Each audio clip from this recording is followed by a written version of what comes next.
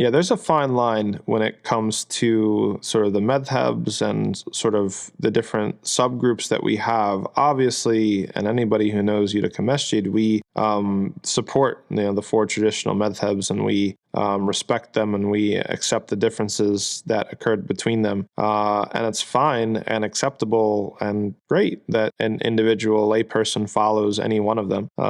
It's not necessary that every single individual becomes familiar with the rulings of all the four, or goes directly back to the evidence, or, all these sorts of things. Some people don't, that's not their role in life. They don't have the talent or ability or time in order to do that. As long as they're not bigoted about it, and this is, I guess, the connection I want to make, is that as long as that layperson is not bigoted about it or partisan about it, then they can learn just one way, even if there's multiple acceptable ways. And that's fine. But as we've said before, you can't then assume that your way is the only way. And then you go and you see what other people are doing and say, that's not right. And, I learned this from this book. Okay, well, you learned from a book and he learned from a book. And how many books are there out there, right? There's multiple ways of doing quite a bit when it comes to the Sharia. And so that's, I think, the key ingredient for the layperson, not having a partisan mentality, not being bigoted, taking that slice of humble pie and knowing that if you know one way to do things, that doesn't mean that it's the only way. And so it can really easily kind of bleed over, and it's unfortunate. You see a lot of the form of Madhab, the Malikis, they cheerlead for themselves, the Hanbalis cheerlead for themselves, and so on and so forth. And there's a certain degree of it, which is fun and camaraderie and just, whatever. And that's cool. That's no problem. But it's tough because there's a really fine line between that and then when you're maybe encouraging somebody, or you're tilting towards the position where you're going to make it hard for somebody to be open-minded, right, towards other ways of doing things. And we really need, especially in North America, where we're all mixed up, we don't have one predominant madhab